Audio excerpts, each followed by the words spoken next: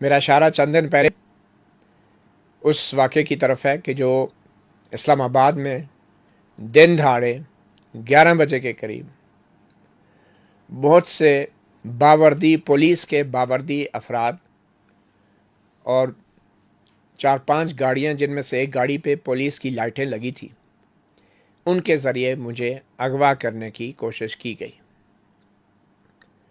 تقریباً 10 بجے کے قریب میں نے اپنی اہلیہ کو اسلام آباد کے G613 سیکٹر کے ایک سرکاری اسکول کے باہر ڈراپ کیا۔ عام طور پہ میں ڈراپ کر کے سپریم کورٹ کی طرف چلا جاتا ہوں یا دوسرے کام نپٹاتا ہوں۔ اس روز میں اپنے فون کے کچھ میسیجز دیکھنے کے لیے اور کچھ دستاویزات پڑھنے کے لیے میں اسکول کے باہر ہی رک گیا اور اس میں کچھ ٹائم لگ گیا، اور تقریباً 11 بجے کے قریب اچانک یہ مشکوک لوگ، یہ اغوا کار، پولیس کی باوردی افراد جو تھے، جو پولیس کی لائٹیں لگی، ایک بڑی ویگو گاڑی تھی یا ڈبل کیبن تھی، پتہ نہیں ویگو تھی یا کون سی، اس میں سے یہ اترے اور مجھے گاڑی سے کھینچ کے نکالا زبردستی۔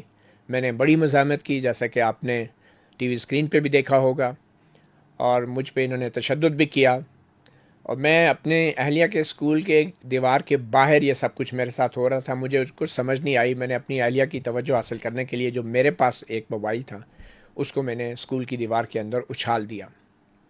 اور یہ جو باوردی افراد تھے، یہ کچھ مسلح بھی تھے اور کچھ غیر مسلح تھے، کچھ وردی میں، کچھ سول کپڑوں میں، اور مجھے انہوں نے زبردستی آخرکار ایک گاڑی کے اندر بٹھا دیا، اور فوری طور پہ مجھے، جو میرے دائیں بائیں پولیس کے باوردی افراد بیٹھے تھے، انہوں نے مجھے گردن سے دبوچ کے نیچے سیٹوں کی طرف میرا منہ کر دیا کہ میں دیکھ نہ پاؤں۔ میرے ہاتھوں میں پولیس کی سرکاری ہتھکڑی، جو ایک سلور کلر کی ہتھکڑی ہوتی ہے، بالکل نیو، برانڈ نیو، اور لمبی زنجیر، انہوں نے میرے دونوں ہاتھ ہتھکڑی میں ڈال دیے۔ میرے سر کے اوپر ایک کپڑا، کالے رنگ کا کپڑا ڈال دیا۔ میری آنکھوں کے اوپر، اس کپڑے کے اوپر ہی ایک پٹی کس کے باندھ دی۔ میں نے چیخا چلایا اور کہا کہ میرا دم گھٹ رہا ہے، مجھے سانس لینے دیں۔ اور اس کے بعد انہوں نے میرے ناک، وہ کپڑا ناک سے اوپر کر دیا، اور پھر ناک سے اوپر اس کو باندھ دیا۔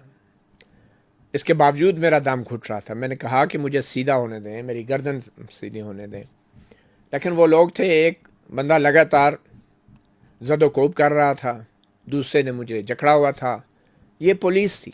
میں نے کہا میرا جرم کیا ہے؟ میں صحافی ہوں، میرا نام متی اللہ جان ہے، مجھے بتائیں میرا جرم کیا ہے؟ لیکن یہ لوگ جواب نہیں دیتے تھے، بدتمیزی کرتے تھے کہ تم صحافی ہو، تم اپنے آپ کو کیا سمجھتے ہو، تمہیں پتہ نہیں تم کیا کرتے ہو، ایسی باتیں کیوں کرتے ہو؟ اور پھر یہ ہوا کہ میرا جب بہت زیادہ طبیعت کچھ خراب ہونے لگی، کیونکہ میں نے جکڑا ہوا تھا، تو میں نے ان سے کہا مجھے پانی چاہیے، مجھے فوری طور پہ پانی دیں۔ اور وہ گاڑیاں جو ہیں، کافی کچھ دیر چلنے کے بعد رکی گاڑی، کچھ دیر بعد میرے ساتھ سے ایک طرف کا بیٹھا بندہ نکلا، دوسرے بندے آ گئے، کوئی اور بندہ آ گیا یا وہی تھا، مجھے نہیں پتا، اور آ کے پانی کی ایک بوتل انہوں نے مجھے دی۔ میں نے کہا مجھے کچھ پتہ نہیں ہے، یہ میں کیسے پیوں، آپ مجھے ہاتھ بندھے ہوئے ہیں۔ تو انہوں نے میرے منہ سے کپڑا، ناک سے جو اٹھایا تھا، اپنے ہاتھ سے بوتل کھول کے مجھے 2-3 گھونٹ پلائے، اور پھر اس کو دوبارہ مجھے جو ہے اسی طرح نیچے پوزیشن میں کر دیا۔ کچھ دیر تک چلتے رہنے کے بعد گاڑی کوئی تقریباً گھنٹے کا سفر تھا، ایک جگہ پہ رکی، اور مجھے بالکل اندھیرا گپ، میرے لیے تو کچھ نظر نہیں آ رہا تھا۔ مجھے ایک نامعلوم مقام پر لے گئے اور گاڑی سے نکال کے اٹھا کر ایک ایسی جگہ لے گئے جہاں پہ یوں محسوس ہو رہا تھا جیسے کوئی لوہے کے بڑے بڑے دروازے کھل رہے ہیں، بند ہو رہے ہیں، جیسے کوئی حوالات کا منظر ہوتا ہے، اور مجھے آوازیں ہی آ رہی تھی صرف، اور مجھے ایک جگہ لا کے پھینک دیا گیا جس پہ نیچے مجھے محسوس ہوا کہ ایک فرش تھا، سیمنٹڈ فرش تھا، ساتھ میں کچھ پرانے سا کوئی جیسے کپڑا بچھا ہوا ہے، اور کوئی سرہانہ مجھے محسوس ہوا نیچے پڑا ہوا ہے، اور مجھے وہاں جا کے لٹا دیا، اور پھر زد و کوب کرنا شروع ہو گئے۔ پھر کبھی وہ اٹھا دیتے تھے، دیوار کی طرف منہ کر دیا، پھر کمر پہ اور سر پہ ہاتھ سے وار کرتے تھے، اور بار بار یہ کہتے تھے تمہیں سمجھ نہیں آتی، تمہیں سمجھ نہیں آتی۔ سمجھ تو مجھے آ رہی تھی، مگر شاید سمجھ ان لوگوں کو نہیں آ رہی۔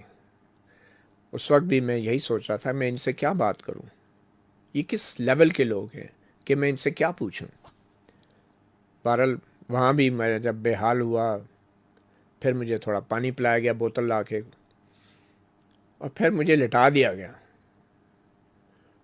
وہ لوگ چلے گئے، تھوڑی دیر بعد پھر آئے اور پھر زد و کوب کرنا شروع کیا، اور پھر مجھے بچوں کے نام لے کے دھمکیاں بھی لگائی، اور بار بار یہی کہتے رہے۔ میں نے کہا کل میں نے سپریم کورٹ جانا ہے، کل میری پیشی ہے سپریم کورٹ میں جب گاڑی میں لایا جا رہا تھا اس وقت بھی میں نے کہا کہ میری سپریم کورٹ میں پیشی ہے، خدا کے لیے یہ کیا آپ کر رہے ہیں؟ کل سپریم کورٹ میں چیف جسٹس نے مجھے طلب کیا ہوا ہے، میرے خلاف کیس ہے ایک، لیکن ان کے اوپر کوئی اثر نہیں ہو رہا تھا۔ اور جب یہ جیل کے اندر، یہ جیل تھی یا جو بھی ایک ایسا سیل تھا، اس کے اندر بھی یہ جو ایک یہ سب کچھ کر رہے تھے، تو میں انہیں بار بار یہ کہہ رہا تھا کہ میں سپریم کورٹ میں پیش ہونا ہے، میری پیشی ہے۔ اور میں نے ان سے کہا کہ آپ چاہتے کیا ہیں، کیا کرتے ہیں؟ کل میرا سپریم کورٹ میں پیشی ہے۔ تو وہ یہی کہتے تھے تم سمجھدار ہو، تم اپنے آپ کو بہت پڑھا لکھا سمجھتے ہو، تمہیں پتہ ہے کیا کرنا ہے، اور اس کے علاوہ کوئی بات نہیں کرتے تھے۔ اور بابا یہ کہتے تم سمجھدار ہو، تم سمجھتے ہو، ویسے تو بہت باتیں کرتے ہو، بڑے پڑھے لکھے ہو، پھر ہم سے پوچھتے ہو۔ اب مجھے کچھ سمجھ نہیں آ رہی تھی کہ کیا میں سمجھدار ہوں، میں پیشی میں کیا ایسی بات کروں پیشی پہ کہ جن سے یہ لوگ ان کو مطمئن ہوں گے۔ بہرحال دوبارہ انہوں نے، میں نے یہ پٹی کھولی آنکھوں سے کس کے جو باندھی ہوئی تھی، اور وہ پٹی جب کھولی تو دوبارہ انہوں نے آنکھوں پہ نہیں باندھی، انہوں نے میرے ماتھے پہ باندھ دی کس کے، اور میری ہتھکڑیاں بھی سامنے ہی میرے ہاتھ باندھے ہوئے تھے، مطلب پیچھے نہیں باندھے تھے ابھی، اور چلے گئے۔ میں تھوڑی سی ہمت کر کے وہ بیٹھ کے ہلکا سا میں نے سرکایا وہ کپڑا اپنی آنکھوں کے سامنے سے، تو دیکھا تو مجھے سمٹ کا فرش نظر آیا، اور وہی کپڑے کی چادر جس کو میں نے پہلے محسوس کیا تھا۔ اور پھر دیوار پہ میں نے دیکھا تو ایک سفید رنگ کی دیوار پہ پولیس کے کلر میں، رنگین کلر جو ہوتے ہیں نیلے رنگ کی لائنیں، اس میں دیوار پہ وہ نشان بنے تھے پولیس کے، پولیس کلر میں ایک لائن بنی تھی جیسے وہ ایک سرکاری کوئی جگہ تھی۔ پھر میں نے دیکھا کہ حوالات کا لوہے کا ایک دروازہ تھا، میں حوالات میں بظاہر لگ رہا تھا ایک حوالات والا جیسے ہوتا ہے۔ پھر میں نے دیکھا کہ اس دروازے کے باہر مجھے ایک دروازے پہ لیٹرین لکھا نظر آیا، بالکل اکراس واش روم تھا، اس پہ لیٹرین لکھا تھا، اور پھر اس کے ساتھ ایک بڑی عجیب چیز لکھی تھی، اس پہ بڑا بڑا کر کے لکھا تھا محرر، اور ایک تیر کا نشان نیلے رنگ کا بنا ہوا تھا، اور وہ سمت بتا رہا تھا۔ میں پہلے دیکھ کے بڑا سرپٹایا، میں نے کہا یہ تو کوئی تھانہ لگتا ہے، کوئی سرکاری ایف آئی اے کا سیل ہے، پولیس اسٹیشن ہے، یہ کیا ہے؟ لیکن مجھے حیرت اس بات پہ ہو رہی تھی کہ میری آنکھوں سے یہ پٹی اتار کے ماتھے کے اوپر کیوں باندھی گئی، اور کیوں میرے ہاتھ جو ہے اس طرح سامنے ہی ہتھکڑی میں رکھے گئے، اور شاید مجھے لگا کہ وہ لوگ چاہ رہے تھے کہ میں خود سے اپنی آنکھوں سے سرکا کے چوری چھپے یہ سارا منظر دیکھوں، اور یہ تاثر جائے کہ یہ کوئی تھانہ ہے یا پولیس اسٹیشن ہے۔ بہرحال اچانک وہ آگے، اور میں نے یہ بھی دیکھا کہ کیمرہ لگا تھا۔ پھر جب میں کیمرے کی طرف ایسے دیکھا جلدی سے، تو پھر وہ لوگ آگے کہ تم نے آنکھوں سے کپڑا ہٹایا ہے، بھئی آپ خود ماتھے پہ باندھ کے گئے ہو، میرا ہاتھ سامنے پڑا ہے، اور مجھے پھر زد و کوب کرنا شروع کیا۔ پھر وہ انہوں نے دوبارہ زد و کوب کرنے کے بعد دوبارہ جو ہے وہ کپڑا مجھے وہ کس کے باندھا، آنکھوں پہ پھر نہیں باندھا، پھر ماتھے پہ باندھ کے چلے گئے۔ دوبارہ آنکھوں پہ پھر نہیں باندھا، پھر اسی جگہ ماتھے پہ باندھا، تاکہ پھر مجھے لگا کہ وہ چاہ رہے ہیں کہ شاید میں ابھی بھی دیکھوں چیزوں کو۔ میرے ذہن میں بہت سے خیالات آ رہے تھے، میں اب ایز اے جرنلسٹ بھی سوچ رہا تھا۔ میں ان کو اس زد و کوب کرنے کے دوران بار بار میں ان سے درخواست کر رہا تھا کہ میرے ساتھ جو مرضی کرو، خدا کے لیے میرے گھر والوں کو بتا دو کہ میں خیریت سے ہوں، میں زندہ ہوں، میری بیوی کو بتا دو، میرے بچوں کو بتا دو۔ اور پھر وہ ان کی طرف سے ایک جواب آیا کہ بتا دیا بتا دیا۔ میں نے کہا اچھا، ان میں سے کچھ لوگ بڑے وہ ڈیسنٹ طریقے سے کبھی بات کرنے کی کوشش کرتے، اور بات کیا کرتے تھے، ٹائم نشتہ کوشش کرتے تھے پشتو بولنے کی، اور مجھے لگا کہ وہ پشتو بولتے نہیں ہیں لیکن وہ بولنے کی کوشش کرتے تھے۔ اور پھر مجھے چھوڑ کے اسی حال میں وہ چلے گئے۔ اس دوران پھر ایک موقع پہ اچانک ہی وہ لوگ سیل میں آ گئے، وہ جو ایک سیل ٹائپ بنا، اور ایک دم جو ہے یہ چند گھنٹے بعد کہ میں بات کروں، چند گھنٹے تک میں اونگتا رہا بیچ میں، اور آ کے مجھے ٹٹولتے تھے، دیوار پہ بٹھاتے تھے جیسے چیک کر رہے ہوں کہ میری کیا کنڈیشن ہے۔ پانی بھی بوتل میں خود پلایا انہوں نے۔ اس دوران میں 3 دفعہ 4 دفعہ واش روم بھی گیا، وہ مجھے پہلے لے کر گئے، پھر واش روم میں کپڑا اوپر کرنے کی اجازت تھی۔ ایک دفعہ واش روم میں نے میری درخواست پہ انہوں نے ایک ہاتھ سے ہتھکڑی کھول کے دوسرے ہاتھ پہ باندھ دی، اور پھر جب واپس آیا تو جیسے میں نے کہا کچھ لوگ اندر آئے ایک دم کافی دیر بعد۔ آخر میں کیا ہوا، اور اچانک مجھے تدکوب کرنا شروع کیا، کپڑا دوبارہ سے انہوں نے پورا میرے منہ پہ ڈال دیا، اور میں نے پھر چلایا کہ میرے سانس کا مسئلہ ہے، مجھے ناک سے اوپر کپڑا رکھیں۔ پھر انہوں نے میری وہ جو پٹی تھی آنکھوں والی جو ماتھے پہ پڑی اتار کے صحیح آنکھوں پہ کس دی، اور پھر انہوں نے میری ہتھکڑی اس وقت کھول کے مجھے میرے ہاتھ پیچھے کی طرف باندھ دیا۔ اب میرے چہرے پہ کپڑا، آنکھوں پہ پٹی، میرے ہاتھ پیچھے ہتھکڑی پہ باندھ دیے، اور مجھے زدوں کو دونوں بازوں سے سختی سے پکڑ کے نیچے گھٹنوں کے بل بٹھا دیا۔ مجھے یہ محسوس ہوا کہ شاید یہ لوگ پاگل ہو چکے ہیں اور کچھ بھی ہو سکتا ہے۔ اور سب سے بڑھ کے یہ ہوا کہ اچانک میرے منہ پہ ایک بڑی سی ٹیپ باندھنا شروع ہو گئی میرے منہ کے اوپر، اور میں نے اس سے کہا پلیز میرا سانس جو ہے اس کا پرابلم ہوگا، میرے منہ پہ آپ ٹیپ نہ باندھیں، میں نہیں بات کرتا، میں نہیں شور کرتا۔ اس کے باوجود انہوں نے وہ ٹیپ باندھ دی، اور پیچھے سے لا کے بہت سختی سے، اب منہ پہ ٹیپ ہے، آنکھوں پہ پٹی ہے، کپڑا میرے چہرے پہ ڈالا ہوا ہے، اور ناک تک انہوں نے یہ ضرور کیا کہ ناک تک چھوڑ دیتے تھے، اور ہاتھ پیچھے بندھے ہوئے، اور مجھے اسی طرح جکڑ کے اور تھوڑا بہت زد و کوب کر کے مجھے انہوں نے اٹھا لیا، 2 بندوں نے، 3 نے، اور اٹھا کے تقریباً آدھا چلتے آدھا اٹھا کے مجھے باہر گاڑی کی طرف لے گئے، اور ایک گاڑی میں انہوں نے لٹرلی اٹھا کے اندر گاڑی میں پھینکا پچھلی سیٹ پہ۔ میں نے ان سے کہا کہ میں تنگ ہو رہا ہوں، میری ٹانگ کے مسل کا بھی پرابلم ہوا، بیچ میں تکلیف ہوئی۔ میں نے ان سے پر گاڑی چل پڑی، اور میں نے ان سے پانی بھی مانگا۔ وہ اب نہ تو کوئی بات کرتا تھا گاڑی میں، نہ کوئی پانی پلاتا تھا، صرف یہ دیکھتے تھے کہ ناک سے اوپر میرے وہ کپڑا صرف رکھتے تھے۔ راستے میں کسی جگہ پہ گاڑی رکی تو ڈرائیور سیٹ کے شیشے سے کسی بندے کی آواز آئی جو باہر سے بول رہا تھا، اور اس بندے کی آواز آئی کہ آپ اگلی گاڑی والے کے ساتھ ہیں۔ تو شاید جو اس گاڑی کا ڈرائیور ہے اس نے پتہ نہیں کیا جواب دیا، لیکن پھر اسی بندے کی آواز آئی مجھے کہ اوکے آپ جا سکتے ہیں، اور وہ پھر گاڑی چل پڑی۔ اور یہ گاڑی چلتی تھی، کسی بڑی شاہراہ پہ جا رہی تھی، پاس سے بڑی گاڑیاں سپیڈ سے گزرتی تھی، اور یہ گاڑی اپنی نارمل سپیڈ پہ جا رہی تھی، کوئی پرواہ نہیں تھی، کوئی جلدی نہیں تھی، کوئی تیزی نہیں تھی، لیکن چلی جا رہی تھی۔ لگ رہا تھا کہ میں شاید پشاور یا افغانستان کی طرف جا رہا ہوں، مجھے ایسے محسوس ہو رہا تھا۔ اور تقریباً گھنٹہ سوا گھنٹہ چلنے کے بعد یہ گاڑی اچانک رکتی ہے اور ریورس ہوتی ہے، اور سڑک سے جیسے کسی کچے ٹریک پہ الٹا چلنا شروع ہو گئی۔ مجھے احساس ہوا کہ شاید اب ہم ٹریفک سے دور ہو رہے ہیں، ٹریفک کی آواز ہم سے دور ہو رہی تھی۔ کوئی 1 منٹ تک وہ گاڑی تقریباً منٹ ڈیڑھ تک پیچھے چلتی رہی، ہوتی رہی۔ گاڑی رکی، مجھے گاڑی سے گھسیٹ کے نکالا،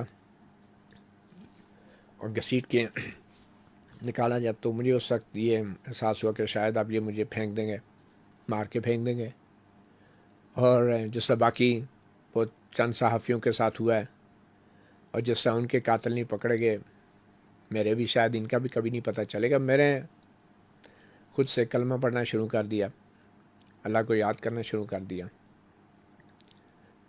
ایسے موقع پہ بہت سو کو اللہ یاد آ جاتا ہے، لیکن اس وقت بڑی ہی ٹینشن، اور مجھے گھسیٹ کے لے گئے اور ایک جھاڑیوں کے اوپر مجھے گرا دیا، لٹا دیا۔ اور اچانک ہی ایک بندے نے پوچھا، پھر وہی ایسی پشتو زبان بولنے کی، مجھے لگ رہا تھا کہ پشتو ہے نہیں لیکن وہ بولنے کی کوشش کر رہے ہیں۔ انہوں نے پوچھا نام سے نام دے، کیا نام؟ مجھے اتنا سا آئیڈیا تھا، تمہارا نام کیا ہے؟ تاسو سے نم دے۔ میں نے کہا میرا نام متی اللہ جان ہے، میں صحافی ہوں۔ تو ان میں سے ایک کی آواز آئی کہ کیا تاسو زر خان نہ دے، زرق خان نہ دے؟ اور میں نے کہا میں زرق خان نہیں ہوں، میں متی اللہ جان ہوں، میں متی اللہ جان ہوں۔ تو اس بندے کی پھر آواز آئی، اپنے ساتھی سے کہہ رہا ہے یہ تو مڑا یہ کوئی اور بال سڑے دے، یا یہ تو کوئی اور بندہ ہے۔ اب مجھے سمجھ آنا شروع ہو گیا کہ امید پیدا ہوگی، ہلکی سی امید پیدا ہوگی، اور میں جلدی سے کہا کہ میں غلط بندہ ہوں یار، آپ ذرا خان نہیں ہوں، میرا نام متی اللہ جان ہے، میں صحافی ہوں۔ اور انہوں نے کہا کہ تم ذرا خان نہیں ہو۔ میں نے پھر کہا کہ میں نہیں ہوں، متی اللہ جان ہوں۔ تو اس نے پھر کہا یہ غلط بندہ آ گیا ہے، تو اس کو چھوڑو، ادھر پھینکو۔ میری جان میں جان آئی، اور میں نے کہا جس طرح یہ مجھے سمجھانا چاہ رہے ہیں میں ان کے ساتھ ہی چلتا ہوں۔ میں کہا خدا کی قسم میں متی اللہ جان ہوں۔ تو میں عام طور پہ قسمیں نہیں اٹھاتا، لیکن زندگی موت کا سوال تھا، میں نے کہا شاید ان کو اعتبار آ جائے۔ بہرحال انہوں نے پھر کیا، میں نے کہا مجھے پانی دو، میری طبیعت خراب ہو رہی، تو انہوں نے میرے چہرے پہ پانی چھڑکنا شروع کر دیا، اور بالکل ایسے ٹیپ کے اوپر ہی بوتل ایسے پانی کی گرانا۔ میں نے کہا یہ ٹیپ اتارو گے تو میں پیوں گا۔ پھر انہوں نے وہ ٹیپ اتارنے کی کوشش کی، ان سے شاید اتری نہیں ہے کیا۔ پھر میں نے کہا میرے ہاتھ کھول دو خدا کے لیے۔ انہوں نے پھر میری ہتھ کڑی پیچھے سے جو ہے اس کو ایسے کر رہے تھے کہ جیسے وہ ان کے پاس چابی نہیں ہے اور وہ اس کو توڑ رہے ہیں، لیکن اس طرح سے کر کے پھر اچانک ہتھ کڑی کو مجھے لگا کہ انہوں نے کھولی ہے اس میں باقاعدہ، اور پھر شاید لے کے چلے گئے اور پاس رکھ لی۔ اور تھوڑی دیر بعد وہاں سے انہوں نے کہا کہ چلو ہم چلتے ہیں۔ تو جاتے جاتے ایک بندے نے میرے سر پہ زور سے کوئی چیز ماری، اور مجھے لگا کہ بہت زور سے لگی ہے، لیکن میں بے ہوش نہیں تھا، لیکن میں بے ہوش بن گیا۔ تو وہی شخص پھر اچانک مجھے جھنجھوڑنا شروع ہو گیا کہ کچھ ہو تو نہیں گیا مجھے۔ وہ مجھے جھنجھوڑا، میں ایک دم ہڑبڑا کے اٹھا، اس نے میرے چہرے پہ پانی وغیرہ پھینکا، اور پھر مجھے لٹا دیا، میرے ہاتھ میں پانی کی بوتل پکڑا دی، اور خود وہاں سے چلے گئے۔ میں نے دیکھا گاڑی کی آواز آئی کہ گاڑی چلی گئی، تو میں اٹھا اور بڑی مشکل سے وہ اپنے جو اوپر کپڑا تھا اتارا، اور آنکھیں کا وہ اوپر سے کھینچ کے اتارا، بہت کس کے باندھا۔ پھر وہ ٹیپ نہیں اتر رہی تھی، پیچھے گردن سے لا کے پورا من کیا تھا، اور وہ ٹیپ اتنی سخت تھی، بڑی تھی گردن سے، کہ وہ بیچ میں صرف ہلکی پھلکی آوازیں ہی آپ نکال سکتے تھے۔ وہ جیسے منہ کی وجہ سے یا بھاپ کی وجہ سے وہ ٹیپ لوز ہوگی اس جگہ سے، تو وہ اب میں صرف اتنا ہی بول پایا تھا۔ اور یہ اس ٹیپ کو لگانے کے باوجود بھی یہ ساری میری کنورسیشن جو تھی ان سے میں چند الفاظ میں کر پاتا تھا اور بول پاتا تھا، صرف وہ میرے منہ والی جگہ سے وہ لوز تھی، باقی پوری گردن تک انہوں نے باندھی ہوئی تھی۔ اور یہ کنورسیشن اس وجہ سے ممکن ہو سکی کہ وہ بڑی کوئی ٹیپ تھی، اور صرف منہ والا حصہ بیچ میں سے میرے بولنے سے یا میری بھاپ سے وہ لوز ہوا تھا۔ تو میں نے وہ ٹیپ کو بڑی مشکل سے کھینچ کے اتارا، اور ٹیپ اتار دی، اور وہ کپڑا پھینک دیا۔ مجھے نظر آیا گھپ اندھیرا، اور اتنی دیر بعد میرے ذہن میں یہ تھا کہ شاید روشنی ہے، باہر جو آوازیں آ رہی ہیں ٹریفک ہے، روشنی، لیکن مجھے گھپ اندھیرا نظر آیا۔ بڑی مشکل سے تھوڑی دیر بعد کچھ نظر آنا شروع ہوا ہلکا پھلکا، تو مجھے لگا کہ ایک کچا راستہ ہے جس پہ وہ گاڑی شاید ریورس ہوئی تھی۔ میں اس راستے کی طرف چلا، سامنے دور مجھے بڑی ایک سڑک سنگل روڈ نظر آئی، ٹریفک چل رہی تھی، میں چلتا ہوا پہنچ گیا، اور میرے ہاتھ میں ابھی بھی وہی پانی کی بوتل تھی، میں ساتھ لے کے جا رہا۔ سڑک پہ پہنچا، گاڑیاں آ جا رہی تھی، میں نے اشارہ کیا 3-4 گاڑیوں کو، کوئی گاڑی نہیں رکی۔ مجھے دور دور تک کوئی ایسی نظر نہیں آتا، پر مجھے ایک اپنے سڑک کے بائیں ہاتھ پہ مجھے لگا کچھ آبادی ہے، اس طرف میں چل پڑا۔ چلتے چلتے راستے میں اب دیکھ رہا ہوں یہ جگہ کون سی ہے، کوئی نشانی ملے۔ وہ نشانی ایک مجھے کنکریٹ کا ایک بڑا سا ایک وہ بلاک نظر آیا جس پہ کچھ تحریر تھا، لیکن وہ پڑھا نہیں جا رہا تھا، اندھیرا تھا، ہلکی سی روشنی تھی، اور پھر گاڑی گزرتی تھی تو کچھ نظر آتا تھا اس بلاک پہ۔ تو کچھ گاڑیاں جب گزر رہی تھی تو میں قریب جا کے اس بلاک کے دیکھا، تو اس پہ اوپر ایک حکومت پنجاب کا لوگو بنا ہوا تھا، اور اس کے نیچے 8-10 سطروں کی تحریر تھی، اور اس تحریر کے پہلے 3 الفاظ میں نے پڑھے، محکمہ زراعت پنجاب۔ اور یہ پڑھ کے میں پھر آگے کی طرف چل پڑا، اور پھر ایک مقام پہ پہنچ گیا۔ وہاں پہ کچھ ایک چیک پوسٹ تھی، وہاں پہ کچھ گاڑیاں آ کے رکی۔ مسافر کو میں نے ریکویسٹ کی کہ مجھے فون دیں، میں ایمرجنسی فون کرنی ہے، تعارف کرایا متی اللہ جان صحافی۔ انہوں نے کہا جی آپ کی خبر چل رہی ہے۔ انہوں نے مسافر کو نیچے اترائے گاڑیوں سے، مجھے فون دیا، اور پھر میں نے فون گھر میں لایا بھائی کو، انہوں نے کہا آپ رکیں ادھر ہی آ رہا ہوں۔ میں وائف کو کنوے کیا میں خیریت سے ہوں، وہاں پہ بھائی کچھ آدھے گھنٹے پونے گھنٹے بعد اس جگہ پہ آ گئے اور وہاں پہ پھر انہوں نے مجھے وہاں سے اٹھایا اور ان کے ساتھ میں واپس گھر پہنچا رات کو 12 بجے. بہت تھکا ہوا تھا. میں صرف اتنا کہنا چاہتا ہوں کہ مجھے اغوا کرنے والے جو مجھے محسوس ہوا یہ وہی لوگ تھے کہ جو اس ملک میں جمہوریت کے خلاف ہیں, سیاسی نظام کے خلاف ہیں, جو آئین کی بالادستی کو نہیں مانتے, پارلیمنٹ کی بالادستی کو نہیں مانتے, اور شروع دن سے اس آئینی نظام اور آئین کی بالادستی کے خلاف سازشیں کرتے رہے. اور جو ویڈیو ہے اس میں جو بھی نظر آئے, چاہے وہ پولیس ہے, سول ہے, جو بھی, لیکن آپ کو پتہ ہے آج کل کے دور میں تو سب ایک پیج پہ, اس سے کوئی فرق نہیں پڑتا کسی نے کون سے کپڑے پہنے ہوئے. یہ سارا واقعہ جو ہے, میں اس ساری تکلیف سے گزرنے کے بعد, جسم کے بہت سے حصے دکھ رہے تھے میرے, مجھے کوئی ایسی ظاہری چوٹ انہوں نے نہیں لگائی, مگر سر کے اندر ہلکی سی وہ سویلنگ, اور پیچھے کندھے ابھی بھی جس طرح وہ دبا کے رکھتے تھے, اور جس طرح وہ ہتھ کڑی جیسا باندھی رہی, اور پھر پیچھے تو ابھی تک وہ مطلب اس کے اثرات باڈی پہ ہیں. اور تو وہ میں تھکاوٹ بہت تھی. اس تکلیف سے سب کو گزرنے کے بعد اگلی صبح سپریم کورٹ میں ہیئرنگ تھی. رات کو 12 بجے جب گھر پہنچا تو کسی سے بات نہیں کر پایا, صرف گھر والوں سے ملا اور سو گیا, اور صبح سویرے اٹھ کے سپریم کورٹ کے لیے روانہ ہو گیا. سپریم کورٹ میں نے chief justice Gulzar Ahmed, justice اعجاز الحسن, جسٹس مشیر عالم کے بینچ میں پیش ہوا, اور میں نے ان سے درخواست کی کہ میرے ساتھ یہ واقعہ ہو گیا. میں یہ توقع کر رہا تھا کہ پاکستان کی سب سے بڑی عدالت کے سامنے جب ایک شخص اغوا ہونے کے بعد پیش ہوتا ہے تو معزز عدالت اس شخص سے خود پوچھتی ہے کہ آپ کے ساتھ کیا ہوا. بہرحال انہوں نے مجھ سے پوچھنے کی بجائے اٹارنی جنرل سے کہا کہ آپ نے ان کے ساتھ جو ہوا اس کی رپورٹ درج کی. انہوں نے کہا جی ہم کر رہے ہیں. انہوں نے حکم دیا کہ ان کا بیان ریکارڈ کریں, مگر مجھ سے انہوں نے نہیں پوچھا کہ آپ کے ساتھ کیا ہوا. انہوں نے کہا وہ ایک علیحدہ مسئلہ ہے, ٹھیک ہے آپ صرف کنٹیمپٹ میں بولیں. چیف جسٹس نے کہا. پھر آرڈر میں انہوں نے کہا کہ آئی جی پولیس فوری طور پہ بیان ریکارڈ کرے, جو آج میں نے کروا دیے. لیکن ایک چیز پہ مجھے بہت افسوس ہوا کہ آرڈر کے اندر جب چیف جسٹس گلزار احمد نے یہ کہا کہ یہ ابڈکشن ہوئی ہے رپورٹس ہیں, تو جسٹس اعجاز الحسن انہوں نے انٹرپٹ کیا. انہوں نے مشورہ دیا کہ یہ ابڈکشن نہ لکھیں, اس کو الیجڈ ابڈکشن لکھیں, یعنی اغوا نہ لکھیں, مبینہ اغوا لکھیں. میں نے بڑے احترام سے کہا کہ میری رائے میں یہ اغوا ہے, اور جس تکلیف سے میں گزرا ہوں اس کو آپ مبینہ واقعہ تو نہ لکھیں. اگر یہ واقعہ کسی جج کے بیٹے کے ساتھ ہوتا تو اس کو بھی مبینہ واقعہ لکھا جاتا, یا جو ہوا ہے وہ بھی مبینہ تھا. یہ مبینہ اغوا کیا ہوتا ہے, جبکہ حکومت یہ کہہ رہی ہے کہ یہ اغوا کا کیس ہے, اور جو ویڈیو آئی ہے تو اس ویڈیو کے بعد بھی مبینہ. اس اذیت اور عذاب سے گزرنے کے بعد میں ایک نتیجے پہ پہنچا ہوں کہ جو صحافی ہیں اس کے کام کی نوعیت بڑی مشکل ہے.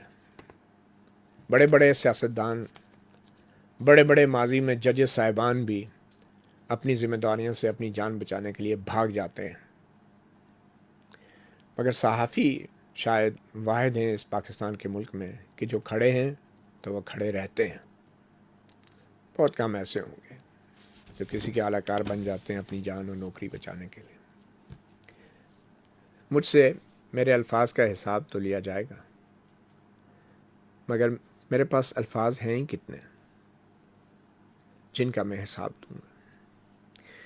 اس تمام واقعے کے بعد جو رد عمل ہماری سول سوسائٹی کی طرف سے آیا, یا جو بھی کنڈمنیشن آئی, وہ ایک انپریسیڈنٹڈ چیز تھی. مجھے بتایا گیا کہ مطلب پہلے کبھی ایسا نہیں ہوا کہ پوری دنیا سے, میڈیا سے, سول سوسائٹی سے, حکومتوں کی طرف سے, تنظیموں کی طرف سے اس واقعے کے اوپر اتنا سخت ریئیکشن آیا. مجھے آہستہ آہستہ احساس ہونا شروع ہوا کہ شاید میں اس ریئیکشن کی وجہ سے ہی میری زندگی بچ گئی. اپنی رہائی کے بعد میں کن حالات میں گھر پہنچا ہوں اس کی تفصیلات میں نے پولیس کو آج ہی بیان ریکارڈ کرایا ہے, اس میں دے دی ہیں. مگر میں شکریہ ادا کرنا چاہتا ہوں تمام جو سیاسی جماعتیں ہیں ان کا، سول سوسائٹی کا، نیشنل اور انٹرنیشنل لائرز کمیونٹی کا جو باڈیز ہیں ان کا، اور میں شکریہ ادا کرنا چاہتا ہوں Pakistan federal union of journalist کا اور دوسری صحافتی تنظیموں کا بھی، اور خاص کر اسلام آباد ہائی کورٹ کا، جہاں سے بہت ہی اسٹرانگ میسج آیا اور بر وقت جو ہے رسپانس آیا میرے حقوق کے تحفظ کے لیے۔ اور اسلام آباد ہائی کورٹ کے آرڈر میں بھی باقاعدہ طور پہ اس کو ابڈکشن مانا گیا اور اس کے حوالے سے ہدایات بھی جاری کی گئی۔ میں خاص طور پہ پاکستان پیپلز پارٹی کے صدر بلاول بھٹو زرداری اور ان کی پارٹی کی دیگر قائدین کا شکریہ ادا کرنا چاہتا ہوں، سندھ کی جو دوسری قوم پرست جماعتیں ہیں ان کا، نون لیگ کے جو قائدین ہیں ان کا، جماعت اسلامی کے امیر سراج الحق صاحب کا، حکمران جماعت جو ہیں پاکستان تحریک انصاف ان کے بھی اراکین کابینہ کے کچھ لوگ، انہوں نے بڑا اصولی سٹینڈ لیا، اور پارلیمنٹ میں بھی ان کے کچھ لوگوں نے سٹینڈ لیا، اتنا کچھ واضح ہونے کے بعد سپورٹ کیا انہوں نے۔ اور پھر پشتون تحفظ موومنٹ کے منظور پشتین، محسن داوڑ، علی وزیر، بلوچستان کے جو لوگ ہیں قوم پرست جماعتیں ان کی طرف سے بھی، سول سوسائٹی کا، نیشنل انٹرنیشنل وکلا تنظیمیں، بار کونسل، بار ایسوسیشنوں کی طرف سے، اور میں تمام صحافی بھائیوں کا، خاص کر وہ جو مجھ سے شاید بات نہیں کرنا چاہتے تھے لیکن اس معاملے پہ میرے ساتھ کھڑے تھے، اور جتنے ممالک کے سفارتکار ہیں، جرمنی، کینیڈا اور نیدرلینڈ کا، ان سب لوگوں کا بہت شکریہ۔ اور یہ انپریسیڈنٹڈ تھا جس طرح کا جو بعد میں مجھے بتایا گیا کہ ریئیکشن آیا، اور شاید یہی وجہ تھی کہ اس ریئیکشن کے دباؤ میں جو میرے اغوا کار تھے، جو اس ملک کے اغوا کار ہیں، جو اس سیاسی نظام کے اغوا کار ہیں، ان کو مجھے جلد ہی آزاد کرنا پڑا۔ میں توقع کرتا ہوں کہ ہمارے پولیس، ہماری انتظامیہ، ہماری حکومت، ہماری عدلیہ اس کو ایک پریسیڈنٹ بنائے گی اس معاملے کو، اور آئندہ پاکستان میں صحافیوں کی اور شہریوں کی جانیں بھی محفوظ ہوں گی، کہ اگر اسی طرح لوگ کاز کے اوپر کھڑے ہوتے ہیں تو پھر اس معاشرے کی آنکھ اور کان صحافیوں کا کوئی کچھ نہیں بگاڑ سکتا۔ آج کل جو میڈیا کے حالات ہیں آپ کو پتہ ہے، جنگ گروپ کے مالک کو جیل میں ڈالا ہوا ہے، دوسرے ٹی وی چینلز پہ حامد میر صاحب بھی گلا کرتے ہیں ان کا پروگرام نہیں چلنے دیا جاتا، اور خاص کر میرے حوالے سے پروگراموں کو سینسر کیا گیا، اور دوسرے چینلز پہ جس طریقے سے پیمرا کو استعمال کیا جا رہا ہے، جس طریقے کے سائبر کرائم کا جو قوانین ہیں ان کو پورے ملک میں ایسے ایسے سائبر ایف آئی اے کے ڈنجنز بنے ہوئے ہیں، سیلز بنے ہوئے ہیں جہاں پہ لوگوں کو رکھا جاتا ہے ایک سائبر کرائم کے نام پہ، اور کوئی حساب نہیں ہے کہ یہ ایف آئی اے کے کتنے سیل ہیں اور کہاں کہاں ہیں، سرکاری ہیں، غیر سرکاری ہیں، سیف ہاؤسز ہیں، کیا ہے، کوئی پوچھنے والا نہیں ہے۔ اور جس تکلیف سے میں گزرا ہوں اور جس تکلیف سے ہماری صحافی برادری گزری ہے، کاش کسی دن ان تکالیف کے بارے میں بھی کوئی ہم سے پوچھے، ہم سے بھی تو پوچھے کہ کیا انسانیت کی جو توہین اس ملک میں ہو رہی ہے اس کی بھی کوئی سزا ہے۔ میں آج کے پروگرام میں بس یہی کہنا چاہتا ہوں، اور خاص کر اپنے ایم جے ٹی وی کے فالوورز کو، اور سوشل میڈیا پہ جس طریقے سے لوگوں نے سپورٹ کیا، میں حیران ہوں، میں بہت سے لوگوں کو نہیں جانتا، میں ان کا بھی شکریہ ادا کرنا چاہتا ہوں جنہوں نے میرے حوالے سے بہت کچھ لکھا بھی اور بولا بھی۔ اور ایک بار پھر یہ کہوں گا کہ یہ صرف مطیع اللہ جان کی بات نہیں ہے، یہ ہم سب کی زندگی اور مستقبل کا سوال ہے، ہمارے آنے والی نسلوں کا سوال ہے۔